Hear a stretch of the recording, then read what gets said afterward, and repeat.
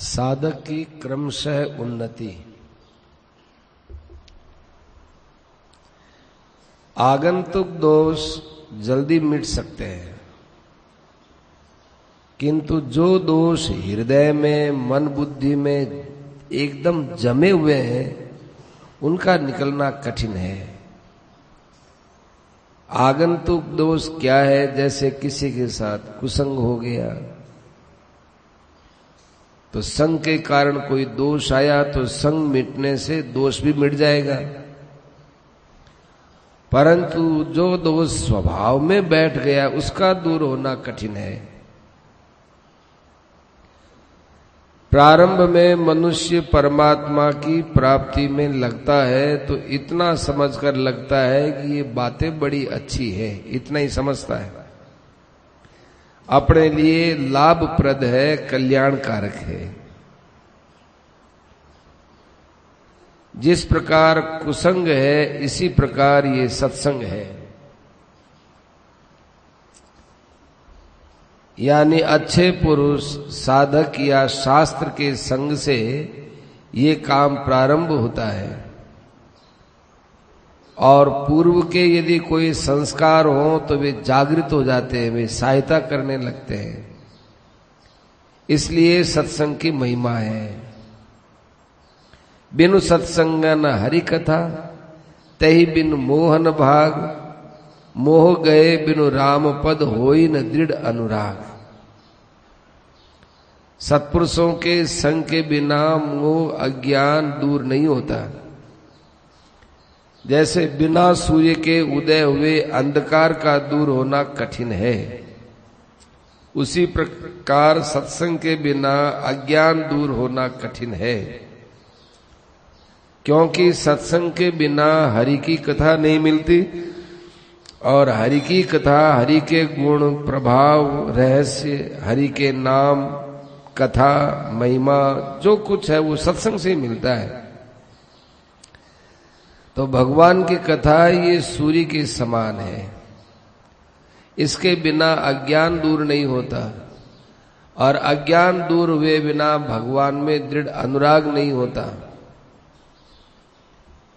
मामूली प्रेम तो भले ही हो जाए, दृढ़ प्रेम नहीं होता। संसार में प्रेम और आसक्ति में अज्ञान हेतु है। हरि है तो सब जगह, पर प्रेम के बिना नहीं मिलते।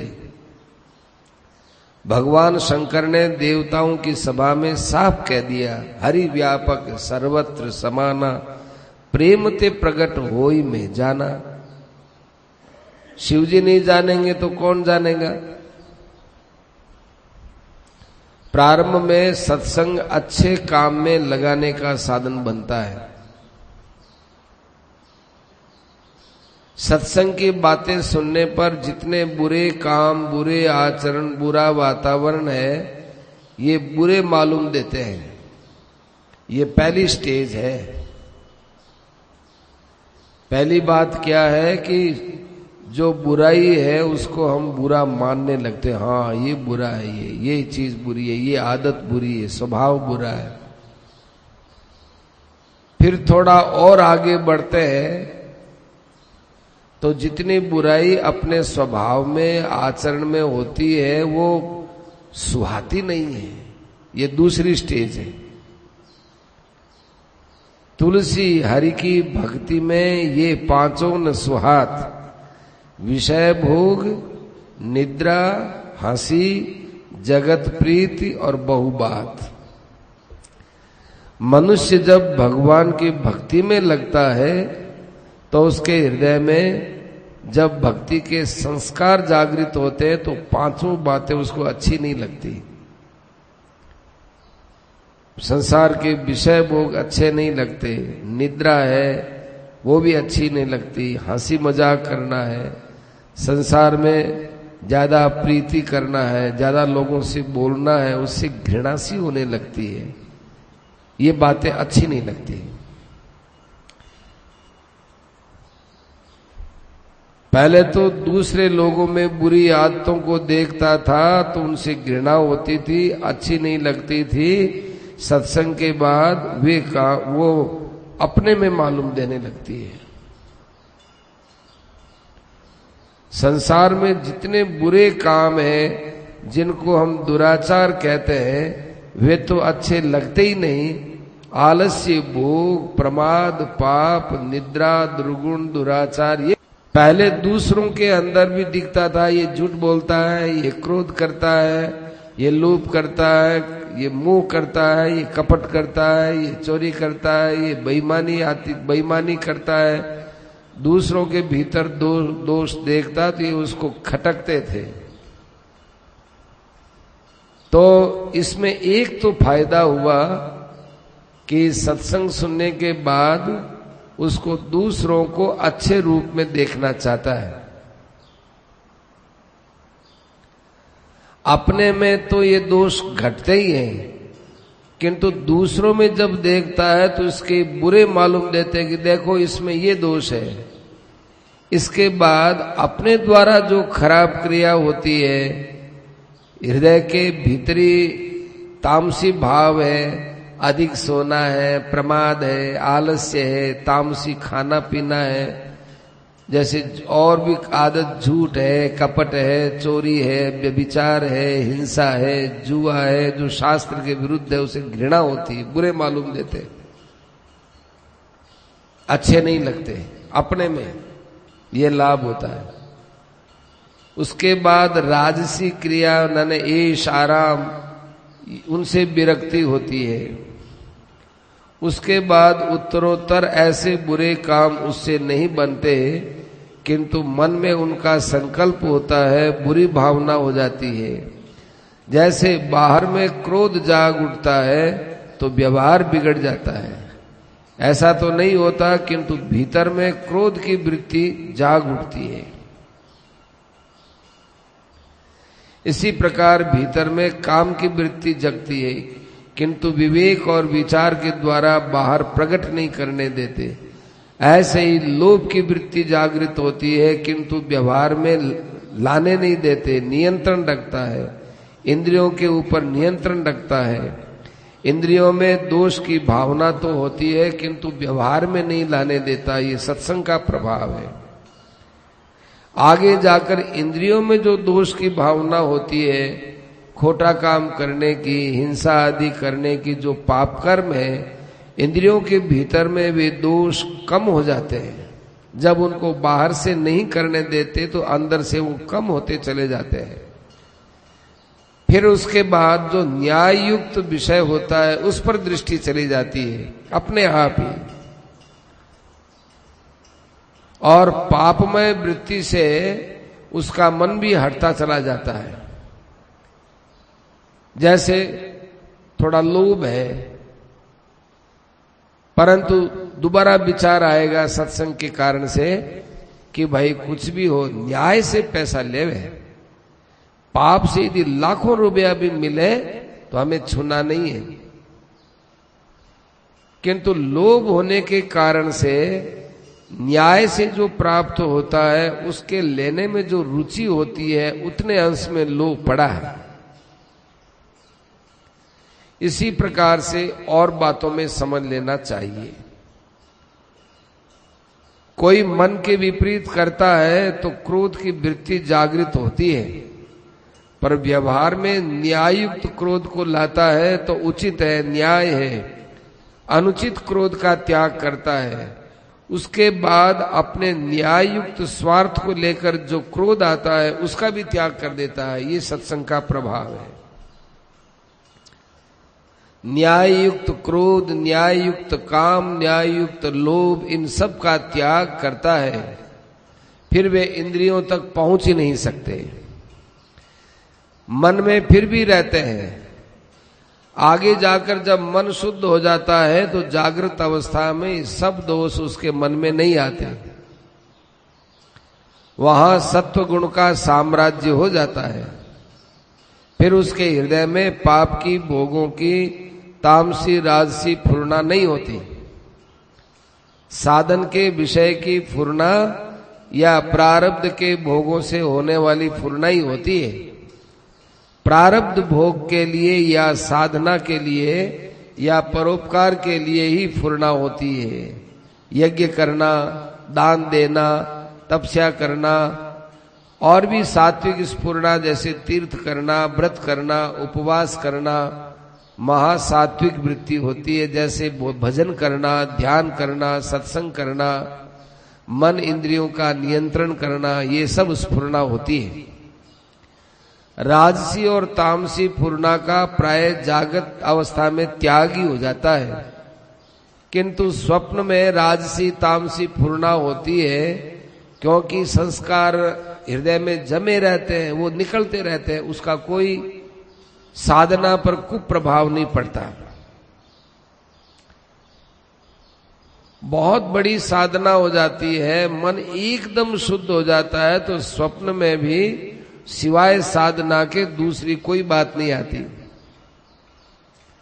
जैसे मारवाड़ गुजरात के ब्राह्मण और वैश्य हैं, उनके हृदय में मांस, अंडा, मदिरा के संस्कार नहीं थे। उनको ऐसा स्वप्न भी कभी नहीं आता कि मैं अंडा खरीद कर लाया, फिर उस अंडे को खाया, देखो उसका क्या स्वाद है, ऐसा किसी को भी स्वप्न में नहीं आता, क्योंकि वे संस्कार भी नहीं है। ये बातें हैं। जब ये पाप भावना एकदम हृदय से उड़ जाती है, तो फिर ऐसा भाव स्वप्न में भी नहीं आता। जागृत में तो होता ही नहीं, स्वप्न में भी नहीं होता। तुलसीदास जी ने लिखा है, उत्तम के अस बस मन माही, सपने हुआन पुरुष जगनाई। पतिव्रता को स्वप्न में भी दूसरा पुरुष नहीं दिखता। कितनी बड़ी बात है। इस प्रकार जो अच्छे साधक हैं, उनके हृदय में परस्त्री की भावना स्वप्न में भी नहीं आती। पतिव्रता को स्वप्न में भी कोई पर पुरुष नहीं दिखता। जैसे धन में लोभ की वृत्ति तो नहीं है, न न्याय से न अन्याय से, किंतु रुपया एक ऐसी चीज है जिससे सब चीज बाजार में मिल सकती है। यहां तक कि बेटा भी मिल सकता है, पुत्र भी मिल सकता है। संसार के सारे पदार्थ अर्थ के अधीन होने के कारण रुपयों से वह चीज मिल सकती है। यदि अर्थ के प्रति बुद्धि के अंदर आदर है, तो परमात्मा की प्राप्ति में विलंब है। आदर होकर भी वह अन्याय से तो नहीं लेता, किंतु न्याय से यदि रुपया प्राप्त हो, रुपया की वृद्धि हो, तो उसमें उसका वैराग्य हो सकता है। क्योंकि वो न्याय से रुपया चाहता है ना, तो न्याय की वृत्ति वैराग्य पैदा कर देगी। अर्थ की सत्ता होते हुए भी उसमें उसका वैराग्य हो जाएगा, और भी भोगों से वैराग्य हो जाएगा। तो लेकर कभी धर्म को लेकर, उसके हित को लेकर क्रिया होती है। जैसे क्रोध का जो स्वरूप है, अपने स्वार्थ के लिए तो नहीं होता, किंतु दूसरे के कल्याण के लिए व्यवहार में क्रोध आता है, तो वो दोष युक्त नहीं है। इस प्रकार जितने अवगुण हैं, काम, क्रोध, लोभ, मद, मत्सर, अहंकार आदि, ये हृदय में रहने वाले अवगुण हैं। इनको सत्संग के द्वारा बदला जा सकता है। वे जो बाधक थे, अब ये साधक होने लगते हैं। साधक कैसे हो जाते हैं? ये दोष हमारे सहायता कैसे करते हैं कि भाई साधक पुरुष के लिए साधन कैसे बनते हैं, तो वो बताया जाता है। साधन बनने से तो ये साधक ही बना देते हैं। जब काम, क्रोध, लोभ आदि को साधना में ले लेंगे, तो ये हमको साधक बना देंगे। जैसे कामना है धन आदि की, उसकी जगह हमने कामना की भगवत प्राप्ति के लिए, तो भगवान के भजन के लिए की, तो भगवान में श्रद्धा हो गया, प्रेम हो गई। ये कामना होती है कि ओहो, हमें भगवान का संयोग मिले, भगवान से कभी वियोग न हो, भगवान में हमारी परम श्रद्धा हो, भगवान का भजन ध्यान निरंतर बने, परम प्रेम हो, इस प्रकार की कामना होती है, ये साधक ही तो बनाती है। ऐसे ही लोभ है, लोभ हो, पहले तो ये लोभ रुपया इकट्ठा करने का था, अब ये है कि नहीं भगवान मिले, भगवान का और नाम ले, भगवान का और प्रेम बढ़े, भगवान में और अपनत्व बढ़े कि भगवान मेरे हैं और मेरा अपनापन बढ़े, भगवान की प्राप्ति में जो सहायक है उन गुणों की वृद्धि करना, उसके विषय में लोभ होना, ये साधना का लोभ होता है। क्षमा, दया, शांति, समता, संतोष, सरलता, वैराग्य, इन सात्विक गुणों को बढ़ाना, सात्विक कर्मों की वृद्धि करना, जिनका फल भगवान की प्राप्ति है। जिस पूंजी से भगवान मिले वो पूंजी बढ़ाना, ये लोभ कितना अच्छा है। इसी प्रकार क्रोध है, किसी और पर क्रोध करते थे, एकदम मन में तेजी आ जाती थी, कहने न कहने का विचार ही नहीं करते, मुंह से ऐसा बोलने लगते हैं कि पास वाले सुने तो उनको बुरा लगे, हमको भी होश नहीं रहता कि कौन खड़े क्या बोलता हूं। लेकिन ये क्रोध भी बड़ा सहायक होता है, क्योंकि हमारे अंदर कई अवगुण हैं, उन अवगुणों को दूर करने के लिए जब हम अपने आप पर ही क्रोध करते हैं, अपने अवगुणों पर क्रोध करते हैं, तो कितना सुधार होता है। हमारी जो बुरी आदत थी वो चली गई, सुधार हो गया, थोड़ा बहुत बाकी है, उसको मिटाने के लिए भी एकदम टूट पड़ना चाहिए। बुरी आदत है, बुरे भाव है, अहंकार है, इसको क्रोध की ज्वाला में नष्ट कर देना चाहिए। पहले अहंकार की बात निकाल दी तो अब उस पर यह संयम करता है कि अब तुम्हारे से अहंकार का बर्ताव हुआ तो देखो भोजन नहीं करेंगे, उस पर दृढ़ता आती है। किसी को कठोर वचन बोलेंगे तो आज भोजन नहीं करेंगे, आज तुम्हारा ये अपराध हुआ तो ये तुम्हें दंड देंगे। अपने आप को ही बोलते हैं, अरे मन आज तेरे से ये अपराध होगा, तुझे दंड देंगे। ये जो दंड ग्रहण करने की वृत्ति है, ये साधक की क्रोध वृत्ति है, इसका उपयोग करने से अंतःकरण निर्मल होता है। अपने इंद्रियों के द्वारा कोई राजसी व्यवहार हो जाए या मन के भीतर कोई राजसी भाव आ जाए, कोई स्वार्थ की भावना आ जाए या कोई आसक्ति की भावना आ जाए, तो उस पर क्रोध करता है, एकदम उसका विनाश कर डालता है। वह क्रोध हमारे लिए सहायक होता है। मोह का स्वरूप वास्तव में तामसी होता है। वेदांत सिद्धांत के अनुसार मैं और मेरापन ये अज्ञान का कार्य है। शरीर में जो अहंता और ममता है ये अज्ञान से पैदा होती है, किंतु ये साधन के अंदर मोह बड़ा काम का है।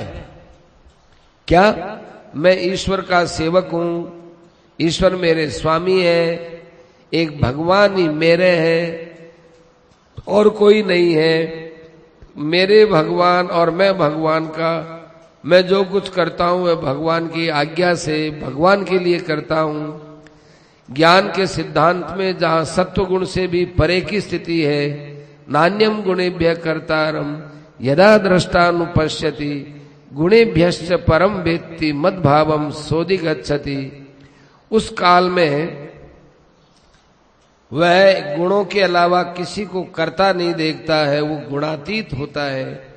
इस प्रकार का जब भाव दृढ़ होता है तो शरीर से संबंध विच्छेद होता है। भगवान कहते हैं वह मेरे भाव को यानी मेरे स्वरूप को प्राप्त होता है, तो ऐसा मोह बहुत अच्छा होता है। ईर्ष्या का रूप भी बदल जाता है। पहले ईर्ष्या होती थी कि ये आदमी संसार में मेरे से ज्यादा नाम कमा रहा है, ये आदमी मेरे से ज्यादा धन कमा रहा है, ये आदमी मेरे से ज्यादा पद में जा रहा है, तो इससे एक ईर्ष्या पैदा होती थी।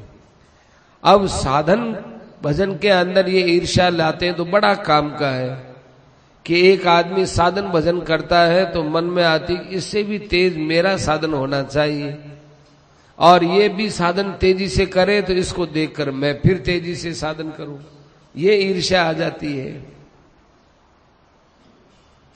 जैसे विष्णुदत्त ब्राह्मण के साथ राजा चोल ने होड़ लगाई कि यदि ईश्वर में तुम्हारी अधिक भक्ति होगी, अधिक प्रेम होगा तो भगवान तुम्हें पहले मिलेंगे, और मेरी होगी तो मुझे पहले मिलेंगे, आओ अपन दोनों इस काम में लग जाएं। तो दोनों के दोनों भगवान की भक्ति में लगे। अब ईर्ष्या तो है, पर ये ईर्ष्या कितनी अच्छी है, कितनी ऊंची है। दोनों एक दूसरे को देखकर खूब जोश के साथ, तेजी के साथ इस ईर्ष्या को बढ़ाते हुए भजन करने लगे। इसी तरह गर्व और घमंड का भी जो रूप होता है वो संसार में कितना नुकसान करने वाला होता है। जो आदमी गर्वीला होता है, घमंडी होता है, उसका घमंड हर आदमी को अखरता है। परंतु जब ये गर्व घमंड साधन में ले आता है तो सबको अच्छा लगता है। ये गर्व भी सहायक होता है। काम, क्रोध, लोभ, मोह, मद, मात्सर्य आदि जितने अवगुण हैं सबका परिवर्तन हो जाता है, सब बाधक हो जाए। ये सब बाधक थे, सहायक हो जाते हैं। जब बुद्धि में व्यसन का अत्यंत अभाव हो जाता है तब उसी काल में परमात्मा की प्राप्ति हो जाती है। 1 मिनट का भी विलंब नहीं हो सकता। परमात्मा की प्राप्ति होने के बाद उनके मन, बुद्धि और इंद्रियों में सात्विक, राजस और तामसी जितने अवगुण मैंने बताए वो रहते ही नहीं है। इसलिए ये हमारी जितनी वृत्तियां हैं ये हमारे सहायता करने वाली हो जाती है, काम, क्रोध, लोभ आदि। विरक्त महापुरुष होते हैं वो तो सब प्रकार की वृत्तियों से उपराम हो जाते हैं। प्रकाशंच प्रवृत्तिंच मोहमेव च पांडव न द्वेष्टि संप्रवृत्तानि न निवृत्तानि कांक्षति। प्रकाश तो सत्वगुण का कार्य है। मन, बुद्धि, इंद्रियों में जो जागृति है, प्रकाश है। बुद्धि में जो ज्ञान का बाहुल्य है वो बुद्धि का प्रकाश है। इंद्रियों में जो हरेक कार्यों के विषय में जानकारी है, शब्द, स्पर्श, रूप, रस, गंध आदि विषय है, वे इंद्रियों में प्रकाश है। देह में आलस्य का अभाव होकर जो जागृति वो देह का प्रकाश है। मन, बुद्धि, इंद्रियों में जो चेतना है, जागृति है, वो सत्वगुण का कार्य है। मन में किसी काम को करने की वृत्ति पैदा होती है उसका नाम प्रवृत्ति है। इंद्रियों के द्वारा जो काम करने की किया जाए वो प्रवृत्ति है। वह इंद्रियों के विषयों की प्रवृत्ति और फिर उसमें जो प्रवृत्त होता है, काम में लगता है, वो क्रिया और स्थूल प्रवृत्ति। तो ज्ञानी महात्मा इन सब से ऊपर उठ जाते हैं। लोभ है, रुपयों में आसक्ति है, ये सब बातें नष्ट हो जाती हैं। उसकी भी चेष्टा ज्ञानियों की तरह होती है। ये दोष ही है, फिर उनके द्वारा चेष्टा मात्र ज्ञानी की तरह होती है। सदृशम चेष्टते स्वस्याः। ज्ञानवान के हृदय में अवश्यम भावी प्रारब्ध भोगने के लिए क्रिया तो होती है, मन में स्फुरना होती है, परंतु ये केवल स्फुरना होकर के ही रह जाती है, कोई दोषी नहीं है। इसी प्रकार तामसी मोह, मन, मोह है माने मन, इंद्रिया और बुद्धि का मोहित होना, कुछ पता नहीं चलना, ये भी ज्ञानी महात्मा के लिए कोई बंधन करने वाली बात नहीं है। अज्ञान और मोह दोनों को अलग अलग कहा जाता है। कहीं तो मोह को निद्रा आलस्य के नाम से कहते हैं, कहीं मोह शब्द नहीं आता, निद्रा आलस्य प्रमादोत्थम। घर में कोई द्वेष करने वाला हो तो द्वेष करे, आए तो आओ। घर में द्वेष करने वाला कोई हो तो द्वेष करे, आए तो आओ। जब ये चले जाते हैं तो उनकी आकांक्षा नहीं करता, इच्छा नहीं करता, इच्छा का नामो निशान मिट जाता है। थोड़ी कुछ बात छूट गई इनमें। न द्वेष्टि संप्रवृत्तानि न निवृत्तानि कांक्षति। तो कोई द्वेष करने वाला हो तो उसके द्वेष पैदा नहीं होता। दूसरे जो उच्च कोटि के साधक होते हैं उनमें भी इच्छा यही होती है, कोई हमारे साथ द्वेष करता है तो करता, हमको किसी हालत में द्वेष नहीं करना है। सांसारिक लोगों में और साधकों में देखा जाए तो उनके मनोभाव में बड़ा अंतर मिलता है। साधक के मन में हरदम ये पीड़ा होती रहती है कि मेरा मन, मेरी बुद्धि, मेरा भाव शुद्ध बना रहे, भगवान की तरफ चले, लेकिन विपरीत भाव क्यों आते हैं? ऐसी उसके अंदर एक टीस रहती है, एक वेदना रहती है जो असाधक के नहीं होती। जो साधना नहीं करते उनको तो ये पाली पोसी रहती है। ऐसे ही साधना में लगा हुआ है, उसका कभी स्वास्थ्य ठीक नहीं रहता, नींद नहीं आती, तो वो नींद की इच्छा तो नहीं करता है, पर स्वास्थ्य ठीक नहीं रहने से घबराता नहीं है। शरीर को नींद आती है तो अच्छी बात, नहीं आती है तो नहीं आती है, कोई परवाह नहीं करता। ऐसी वृत्तियां साधकों की होने लगती है। कोई निवृत्त हो जाए तो उनकी आकांक्षा नहीं करता कि ये चीज ऐसी हो तो ठीक है, ऐसी उसके मन में भी नहीं आती। ऐसा करते करते समाधि का योग मिल गया, समाधि अवस्था हो गई, तो उसके साथ कोई विरोध नहीं, आ गई तो अच्छी बात, नहीं आई तो नहीं आई। हर काम में वो उपराम रहता है। साधक चाहता है कि मेरा ध्यान लग जाए तो अच्छी बात है, समाधि लग जाए तो अच्छी बात है, साधन काल में कोई विक्षेप हो तो अच्छी बात, साधन काल में कोई विक्षेप नहीं हो तो अच्छी बात है, चंचलता नहीं आए मन में तो अच्छी बात है, आलस्य नहीं आए तो अच्छी बात है। विघ्न आकर प्राप्त होते हैं तो हटाना चाहता है, किंतु जो सिद्ध महात्मा होते हैं वे तो इन सब वृत्तियों से उपराम हो जाते हैं। कोई मन की विपरीत बात आ जाए तो द्वेष नहीं करता, न उनकी निवृत्ति चाहता है, कुछ नहीं करता है। परमात्मा को प्राप्त हुए महापुरुष के हृदय में कैसा भाव होता है ये बताया जाता है।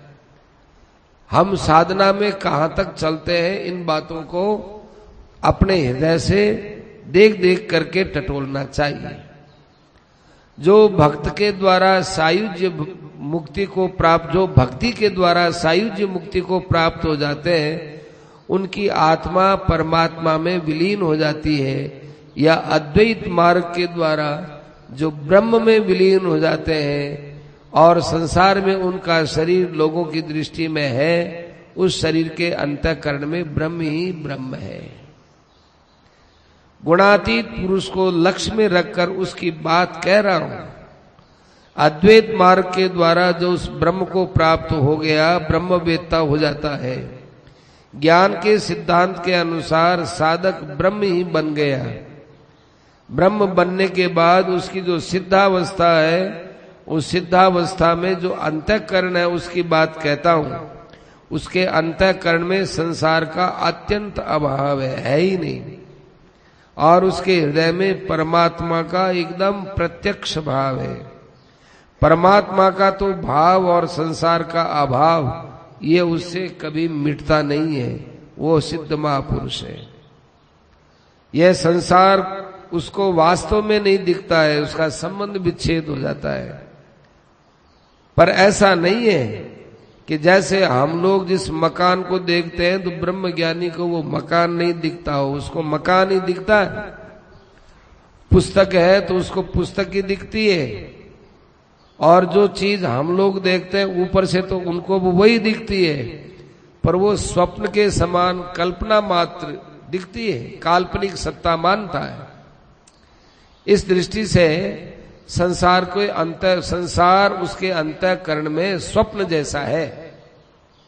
जैसे किसी के आंखों में कोई दोष आ गया, जाले से दिखते हैं, और एक आकृति दो दिखती है, परंतु मन में समझता है कि ये नेत्र का दोष है। ये देखें, अब आप सब दो दिखते हैं, पर मन में समझते हैं कि दो नहीं है। ऐसे ही ज्ञानी महात्मा देखता ही आकृति मात्र है, वास्तव में नहीं है। देखते हुए भी उसको अभाव के रूप में देखता है, उसका अभाव ही समझता है। उस वस्तु का न तो उसके दिल के ऊपर रागात्मक असर पड़ता है, न द्वेषात्मक असर पड़ता है। किसी ने अपमान कर दिया तो देखा ये है ही नहीं, अपमान है ही नहीं। किसी ने बहुत बड़ा सम्मान कर दिया तो उसके ऊपर असर नहीं पड़ता। ऐसे उसके अंदर भाव रहते हैं। अंतःकरण की वृत्तियां तीन है, मन, बुद्धि और अहंकार। यह अहंकार आत्माभिमान, कर्ता का अभिमान, देहाभिमान, अनित्य पदार्थों में निहित बुद्धि, ये सब अविद्याएं हैं। विद्या अविद्या तथा उनके सब कार्य सब नष्ट हो जाते हैं ज्ञानी महात्मा के लिए। ये अहंकार नहीं रहते, मन रहता है, बुद्धि रहती है, परंतु अंतःकरण की एक वृत्तिगत तो अहंकार रहता है, लेकिन प्रतिबंधक अहंकार नहीं होता। देखो अहंकार भी दो प्रकार का है। एक तो वो अहंकार जो अपने किसी योग्यता को, शरीर आदि को लेकर होता है, वो होता है कल्याण में बाधा देने वाला प्रतिबंधक अहंकार। एक अहंकार है व्यवहार के लिए कि मैं गया, मैं आया, मैं बोला, तो बोलने के लिए अहंकार होता है। तो उसमें कर्ता का संबंध नहीं होने के कारण से नाम मात्र का है। बुद्धि भी नाम मात्र की है, मन भी नाम मात्र का है। जैसे और क्रिया होती है ऐसे मन की क्रिया होती है, कोई विशेष बात नहीं है। जैसे गैस बत्ती पेट्रोमैक्स है, उसमें रेशम की जाली जल जाती है, जलने के बाद जब तक टंकी में तेल रहता है तब तक वो प्रकाश देती रहती है। तेल उसकी आकृति है, छू करके देखो राख की आकृति है, जली हुई है, उसमें कोई दम नहीं है। इसी प्रकार से ज्ञानी महात्मा के मन, बुद्धि, अहंकार भस्म की तरह वे हैं, भुने हुए बीज की तरह से है। जैसे गेहूं है, चना है, इनको भूंज लो, दिखने में तो गेहूं चना ही है, परंतु वो बीज खेती के काम नहीं आते। खाने से तो रिष्ट पुष्टि प्रदान करते हैं, पर बोने से अन्न पैदा नहीं होता।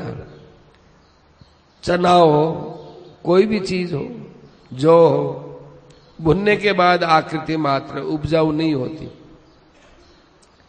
इसी प्रकार की उसके कर्मों की आकृति होती है, उसमें कोई फल जनकता नहीं होती। मैंने गैस बत्ती की जाली के बारे में बताया, वास्तव में वह इससे भी कमजोर है,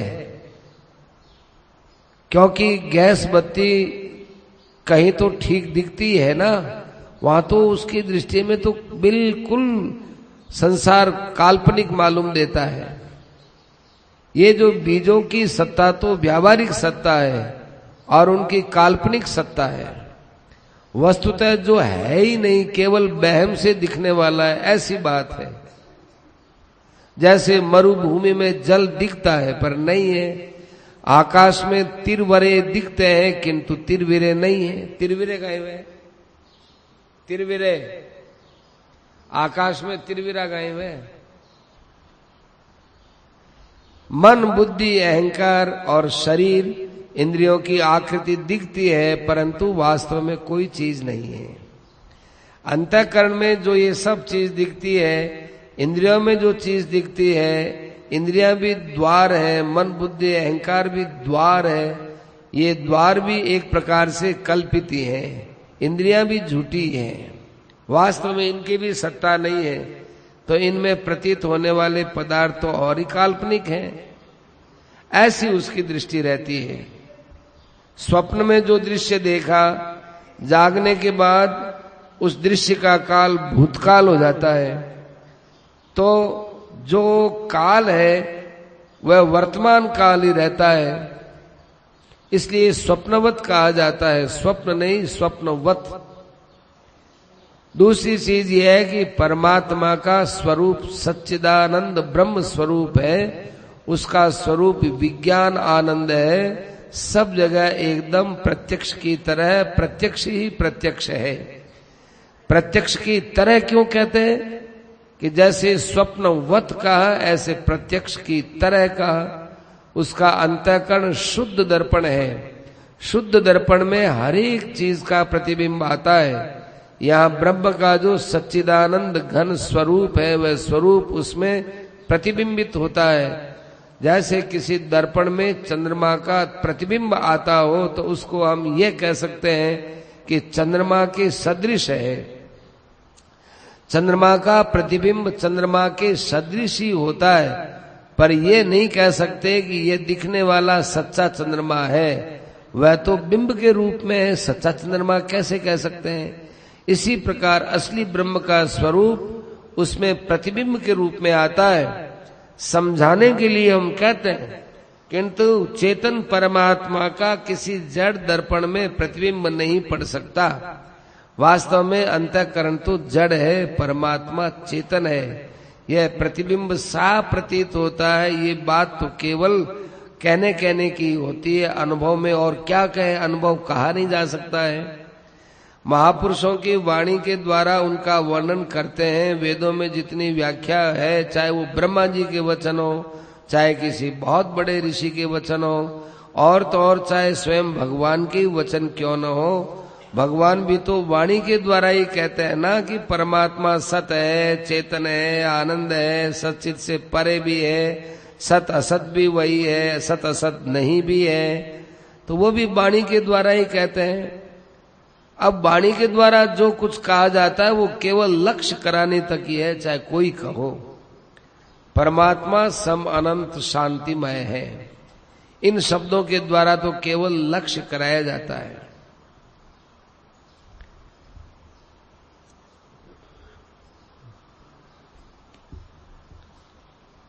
अभिप्राय यह है कि उसके हृदय में परमात्मा का जो भाव है वही वाणी के द्वारा कहा जाता है। इस प्रत्यक्ष का भी दो प्रकार है। एक तो वह ज्ञानी महात्मा ब्रह्म ही बन जाए, एक प्रत्यक्ष, एक असली प्रत्यक्षता है। बहुत गहरी बात है। इस पर जोर दिया जाए कि शरीर पर किसी प्रकार का कोई आघात पड़े तो उदासीन वदासीन है, उदासीन की तरह रहो। कि कभी मौका मिले, लोगों में कोई निर्णय करना हो तो पक्षपात रहित रहना चाहिए। किसी का भी पक्ष लेवे, अपनों का पक्ष लेवे, परायों का पक्ष न लेवे, तो ऐसे झमेले में पड़े नहीं। पड़े तो नीति युक्त सत्य बात कहनी चाहिए। महापुरुषों की यही बात होती है। उनकी नीति यही रहती है कि जो घटना घटती है और उसमें उनको जो बिल्कुल स्पष्ट निर्णय प्रतीत होता है, वे पक्षपात रहित होकर करते हैं। वो किसी भी प्रकार से, किसी भी अवस्था में किसी के द्वारा भी चलायमान नहीं होते। उन पर प्रभाव पड़ ही नहीं सकता है, क्योंकि उनके लिए सच्चिदानंद घन परब्रह्म परमात्मा की महत्ता है, संसार की महत्ता है ही नहीं। इसलिए उनके अंतःकरण के भाव बड़े दिव्य होते हैं। जैसे एक पुरुष है, उसे अपने हाव भाव से, कटाक्ष से स्त्री भी चलायमान नहीं कर सकती, और वह पुरुष स्वयं भी स्त्री को देखकर चलायमान नहीं होता। ऐसे महापुरुष होते हैं, न तो वे संसार से चलायमान होते और न संसार उनको कोई चलायमान कर सकता है। ये सब साधन भजन के द्वारा क्रम से उन्नति होते होते इस स्थान पर ये पहुंच जाता है।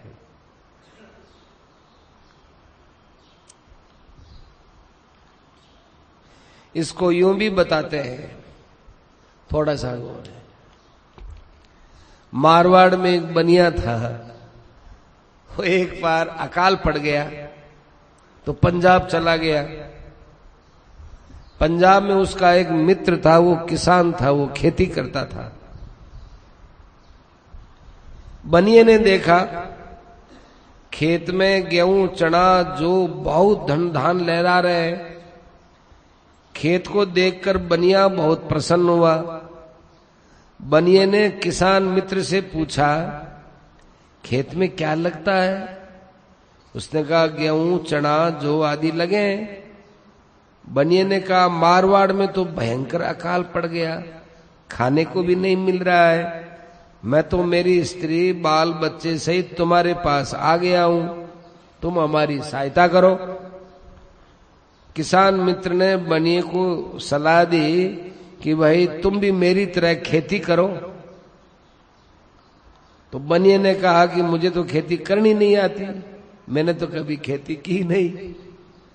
किसान मित्र ने सलाह दी कि मैं कहता रहूं वैसा तुम करते रहो। तो कहा कि तुम्हारे पास कितना रुपया है? बनिए ने कहा मेरे पास 1000 रुपया है और ये 1000 रुपया मैं तुमको देता हूं कि मेरे पास यही पूंजी है, अब तुम कहो वैसा हम करेंगे, तुम्हारी बात को हम टालेंगे नहीं। तो उसने 1000 रुपया दे दिया। किसान मित्र ने 200 बीघा जमीन लेकर के खेती करना प्रारंभ किया और हल जोतकर बोने में 100 रुपया लग गया। 400 रुपया हल जोतने वाले की मजदूरी को दे दिया। इस प्रकार 500 रुपये लग गए, बाकी 500 रुपये बनिए को वापस दे दिए। जब तक खेती तैयार न हो जाए तब तक तुमको भी तो खाने को चाहिए, ये रुपया तुम्हारे पास रखो। अब बनिया तो कुछ जानता नहीं था खेती के बारे में।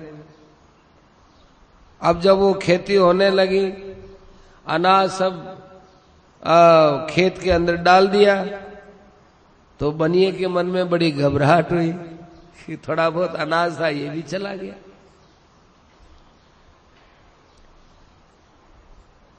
किसान मित्र ने कहा कि धीरज रखना, जब तक खेती तैयार नहीं हो जाए तब तक तुमको इन पैसों से ही काम चलाना है।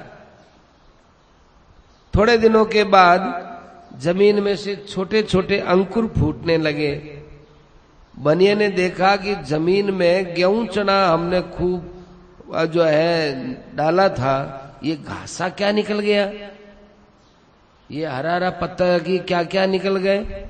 बनिया दौड़ा दौड़ा किसान के पास गया, कहने लगा जी अनाज डाला था वो तो नहीं, आ तो छोटा छोटा छोटा घास पैदा हो गया, अनाज तो सब नष्ट हो गया। वो दुखी हो गया। किसान मित्र ने कहा अरे तुम्हारा खेत सब खेतों से अच्छा है, हजारों मन अनाज पैदा होगा। बनिया को एक बात थी, किसान मित्र पर पक्का विश्वास था। कहा कि अच्छी बात, चुप हो गया। कुछ दिन बाद बीज बड़े हो गए। बनिया ने जाकर फिर किसान मित्र से कहा अरे क्या करते हो, वहां तो जो अनाज बोया था उसका घास ही घास हो गया, अब तो उस घास को पशु गधे सब चर जाएंगे, हमारा तो खेत में लगे हुई रकम भी खराब हो जाएगी, अब क्या करेंगे। किसान ने कहा देखो तुम्हारे खेत का बहुत सा काम तो हो गया, तुम्हारा खेत जल्दी तैयार होने वाला है। खेत की रक्षा करने के लिए गाय भैंस आदि पशुओं के बचाने के लिए खेत में बाड़ लगा दो तो कोई नहीं आएगा। फिर बनिया राजी हो गया, बाड़ लगा दी। 100 रुपया उसमें लग गया। अब वो बनिया देखता है कि 1000 रुपये थे मेरे पास, 600 तो लग गए, अभी तक तो कुछ भी नहीं हुआ, वो तो घास फूस ही देख रहा हूं। मन ही मन में तो वो लगा, लेकिन किसान मित्र के पास जाता बार बार और जाके पूछता कि जी खेती कैसे होगी, क्या होगा, मेरे 600 रुपये लग गए, अब क्या होगा। तो किसान ने कहा देखो अभी खेती की निराई बाकी है, निराई कराओ, निदान कहवा जो। बोले निदान क्या होता है। किसान ने कहा खेत में अनाज को छोड़कर जो फालतू घास होती है तो हमको क्या पता ये तो अनाज का घास है कि ये फालतू घास है, कि हम बता देंगे, हम बतावे वैसा करो। तो देखो ये तो अनाज का पौधा है और ये देखो फालतू घास है, ये फालतू घास है, ऐसे इस ढंग के जितना भी वो फालतू घास है। ठीक किसान पर विश्वास हो गया, निराई कर दी, निराई में भी पैसा लगा। फिर किसान सोचता है कि अरे हमारा तो पैसा तो खर्च हो रहा है और खेत में क्या हो गया क्या नहीं हो गया तो पता नहीं चला। फिर थोड़ा अनाज बड़ा हुआ, अब गेहूं में बालियां आने लगी, चने में फलियां लगने लगी। किसान ने देखा कि ये क्या निकली आया। फिर जाकर के बाली को देखा, छोटे छोटे चनों को देखा, क्या तो छोटे छोटे, पर उनको दबाया तो दूध निकला। तो दौड़ा दौड़ा किसान के पास गया, जाके कहने लगा ये क्या हो गया, पौधों में दाने तो पड़े हैं, गेहूं और चने जैसे ही हैं, लेकिन जब उनको फोड़ते हैं तो दूध निकलता है, ये क्या हो गया। अरे किसान ने कहा कि भाई ये अभी कच्चे हैं, ये पकेंगे तब एकदम वैसे हो जाएंगे जैसे तुम खाते थे। बनिया ने कहा ठीक। किसान ने कह दिया तो बहुत अच्छी बात है, शांत हो गया। फिर बनिया ने इतना जरूर पूछा कि ये पक्के कैसे होंगे। किसान ने कहा अपने आप हो जाएंगे, तुम चिंता मत करो, तुमको कोई परिश्रम नहीं करना है। अब एक काम करना, इनमें ये जो दाने पड़ गए तो पक्षी से रक्षा जरूर करना, नहीं तो कच्चे दानों पर आकर के पक्षी बैठेंगे, उनको कुरे देंगे तो ये तुम्हारा अनाज समाप्त न हो जाए। तो पहले तो बाढ़ लगाई और अब जो है वो पक्षियों से रक्षा करने लगा। अब खेत में ची ची करते हुए पक्षी आए, बोली समझ में आए तो देखा अरे हमारे खेत के शत्रु आ गए। अब वो पत्थर उठा करके उनकी तरफ फेंकता तो सब भाग जाते। जैसा किसान ने कहा वैसा किया। थोड़े दिनों के बाद बनिए की खेती पक गई। अब अनाज के ढेर लग गए। अब उसको वो 1000 रुपए लगे, अब कितना, वो तो सब हजारों का तो कोई वहां पता ही नहीं, कितने ही हजारों का धान हो गया। बनिया बहुत प्रसन्न हुआ, बड़ी शांति मिली, मेरा पंजाब आना सफल हो गया, सब परिश्रम सफल हो गया, मेरा मित्र भी मुझे बहुत अच्छा मिल गया, बड़े खुशी से रहने लगा। ये तो मैंने आपको एक दृष्टांत कहा है। इस दृष्टांत का अर्थ यह है कि आप लोगों को संत महात्माओं को अपना परम मित्र मानकर उनकी बात पर विश्वास करना चाहिए। किसी भी प्रकार से उनकी बात में कमी नहीं समझे और उनकी बात पर विश्वास करके और भजन साधन की खेती करनी चाहिए। अब भजन साधन में जिस जिस प्रकार की बाधा आती हो, ये मान है, बड़ाई है, ये सब पशु की तरह से है, चिड़िया की तरह से है, जो इसमें खाने वाले हैं, संसार में भोगों की रुचियां हैं, ये सब खेती को नष्ट करने वाली है। इसलिए महात्माओं से पूछ पूछ करके साधन भजन करते हुए आगे बढ़ते रहना चाहिए।